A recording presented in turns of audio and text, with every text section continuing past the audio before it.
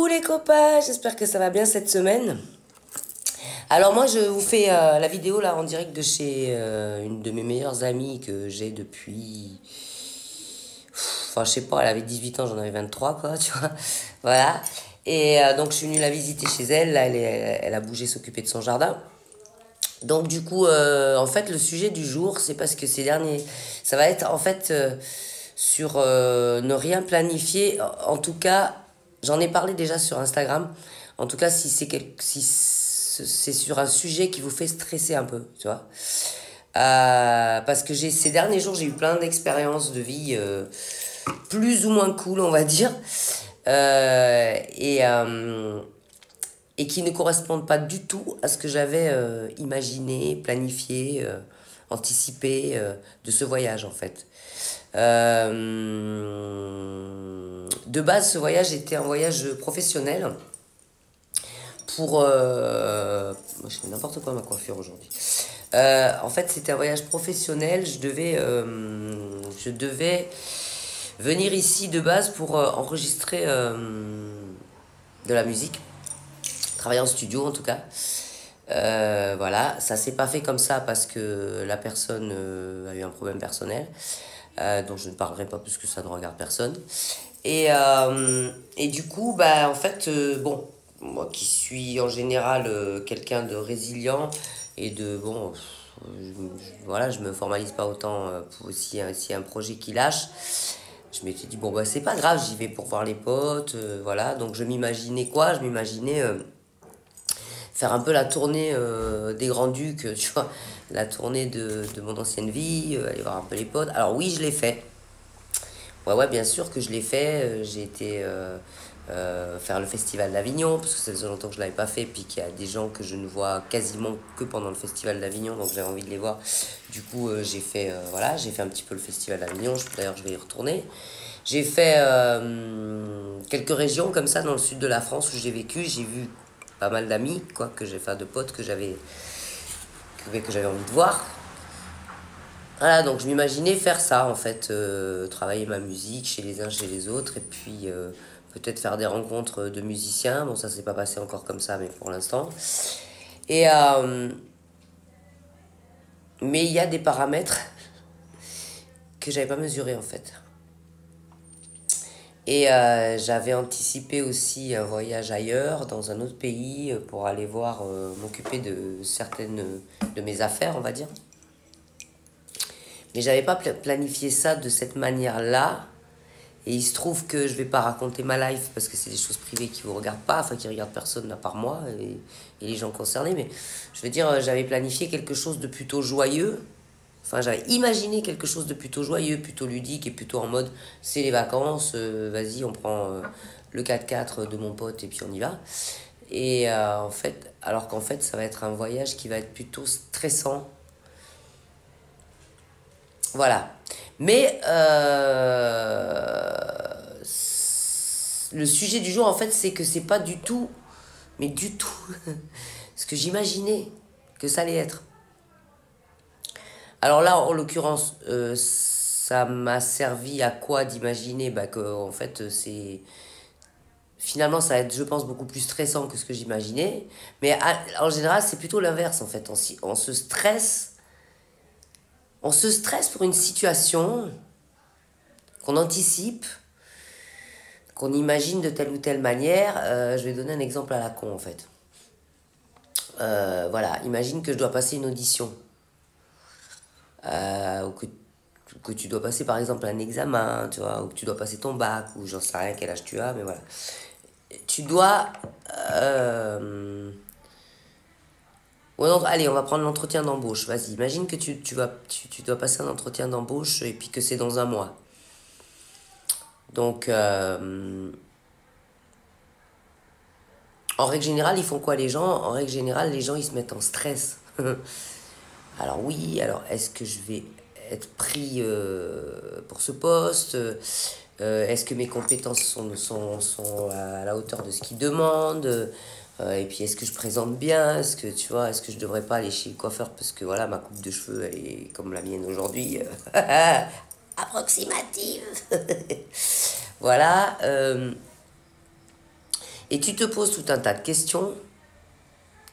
Et le fait de te poser tout un tas de questions comme ça, ben, ça fait en sorte que tu imagines la situation en fait. Là, pour le coup, tu arrives bien à faire de la visualisation. T'imagines même, je suis sûr, le bureau dans lequel tu vas t'asseoir en face du directeur, tu vois, avec cette espèce de boule au ventre, d'anticiper les questions qu'il va te poser, avec cette espèce de boule au ventre, de te dire est-ce que je vais assurer, est-ce que je vais pas bégayer, est-ce que je vais dire ce qu'il faut au bon moment, nanana, machin. Là, pour le coup, tu visualises bien. Et dis-moi si je me trompe, si ça t'est déjà arrivé ce genre d'expérience, mais en général, là, t'as pas de problème de visualisation. Tu es d'accord avec moi? Et ben, selon moi, c'est une connerie. Parce que justement, la seule manière, à mon avis, à moi, qui est productive de visualiser, c'est d'essayer d'imaginer une situation que tu voudrais vivre sur quelque chose que tu voudrais changer dans ta vie, en fait.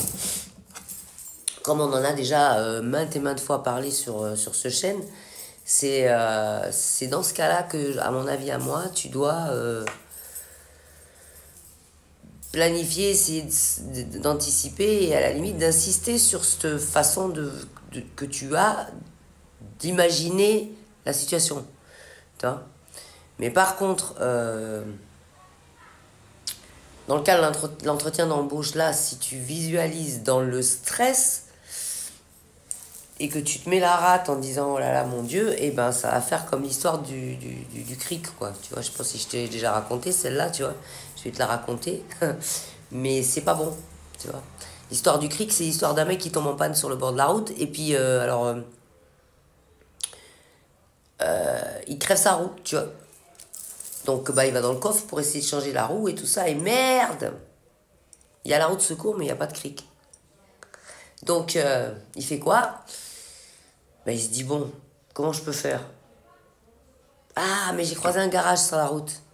Bon bah si c'est un garage, il doit avoir un cric. Bon, bah, il se met en quête de faire la route à pied, il fait soleil, il fait cagnard comme ça, tu vois, le man il a pas de chapeau, donc il enlève sa chemise, il la met sur la tête et il commence à marcher en direction du garage, en se disant, bon bah voilà, comme ça si je trouve un cric, bon puis sur la route il est là, il se dit, ouais mais bon, est-ce que le man, ce garage il a l'air paumé, ça va être encore un sauvage, il va pas vouloir me prêter son cric, et puis est-ce que seulement il a un cric? Et puis même s'il a un cric, ce genre de garage à la campagne en général, c'est toujours des mecs qui sont un peu bourrus, donc il va pas vouloir me prêter son cric, et je vais me retrouver dans la merde, au bord de la route, et je vais être obligé de dormir dehors à cause de ce con qui va pas vouloir me prêter son cric, parce que c'est un bourru et nanana. Et il se monte la tête comme ça pendant tout le trajet entre sa bagnole en panne et le garage. Et arrivé au garage, et ben le mec il est mais tellement remonté qu'il ouvre la porte du garage comme ça et il dit au garagiste, et ben tu peux te le foutre au cul ton cric. Bon bah résultat, t'imagines bien que le garagiste il lui prête pas de cric quoi, tu vois. Donc voilà à quoi ça sert, c'est ça l'histoire du cric. Et voilà à quoi ça sert de mal anticiper une situation parce qu'en fait elle se passe pas vraiment du tout comme tu la prévois quoi, tu vois. Donc, et c'est ce qui se passe en l'occurrence dans ma vie, à moi, que ce voyage ne se passe absolument pas du tout comme je l'avais prévu. Donc, bah écoute, mon conseil à moi, là, dans cette histoire, ce serait essaye d'anticiper quand c'est quelque chose qui te rend anxieux. Parce que tu vas anticiper l'anxiété et tu vas nourrir l'anxiété. Tu vois?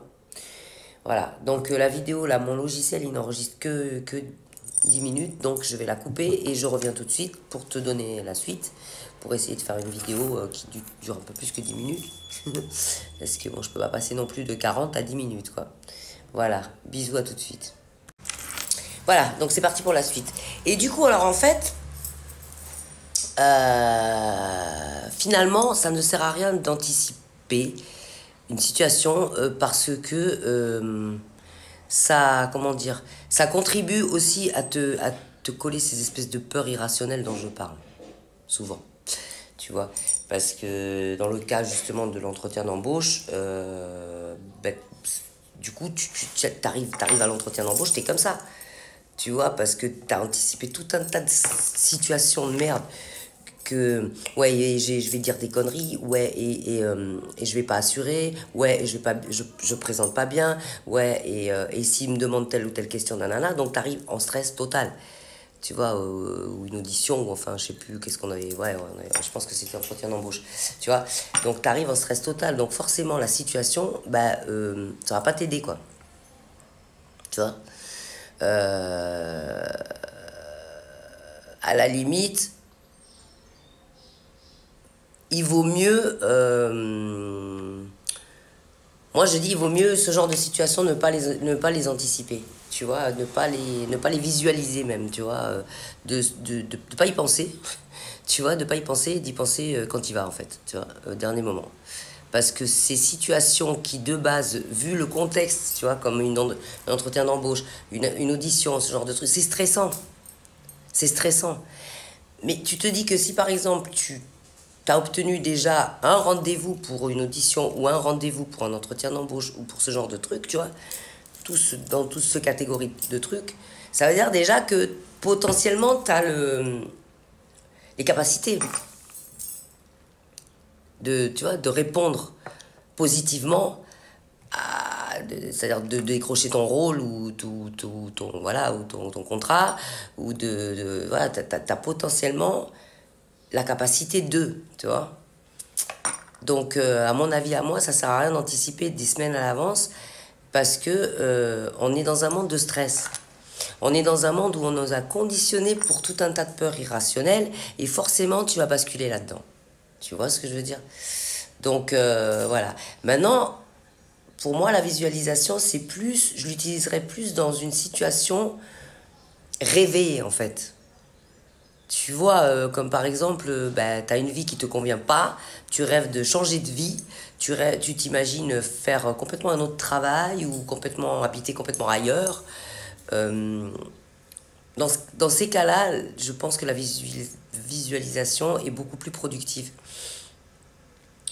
Et moi, j'en suis la preuve vivante, c'est que bon, alors, encore une fois, les résultats n'ont pas été à la hauteur peut-être de ce que j'imaginais ou ont été différents de ce que j'imaginais au départ.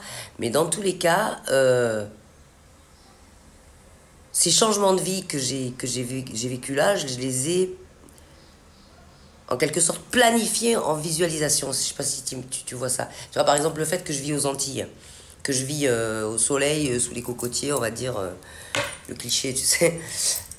Ben, ça fait longtemps que je l'avais programmé dans ma tête en mode visualisation. Depuis très longtemps.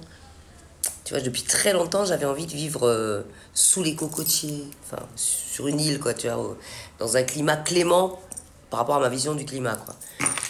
Mais j'ai fini par l'avoir, tu vois. Je suis quelqu'un qui est né, par exemple, je suis quelqu'un qui est né à Paris, en ville complètement, tu vois. Et j'ai toujours, plus ou moins, dans ma prime enfance, vécu dans le centre d'une ville ou d'un village, tu vois. J'ai rarement eu de la campagne quand j'étais gamine, en fait, tu vois. Alors là, en l'occurrence, je suis dans le village de mon enfance, mais c'est un village, mais si tu veux, dans le village, on habitait dans le cœur du village. C'est-à-dire qu'on n'avait pas de jardin, on n'avait pas, voilà. Et donc, moi, ça a toujours été mon souhait par la suite, si tu veux, de vivre en campagne, d'avoir un jardin, un grand jardin, de pouvoir, tu vois, aller mettre mes pieds dans ma terre, quoi, tu vois. Et bah, je l'ai tellement visualisé que je l'ai eu.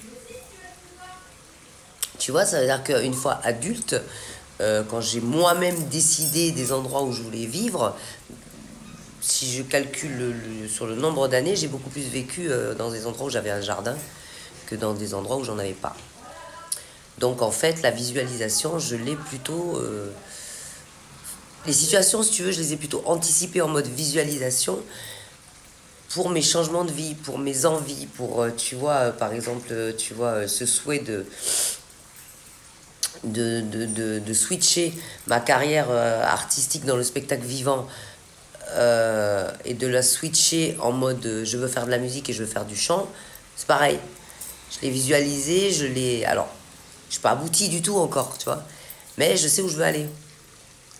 Tu vois, là, en l'occurrence, comme je t'ai dit en début de la vidéo, bah, mon plan de venir bosser a foiré, mais je vais pas lâcher l'affaire pour autant, tu vois. Je suis toujours dans la même démarche. Je vais l'aborder différemment, la démarche, tu vois.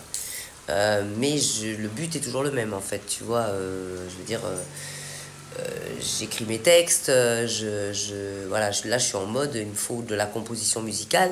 Je vais y arriver. Peut-être pas de la manière dont j'étais parti pour le faire, mais je vais y arriver, tu vois.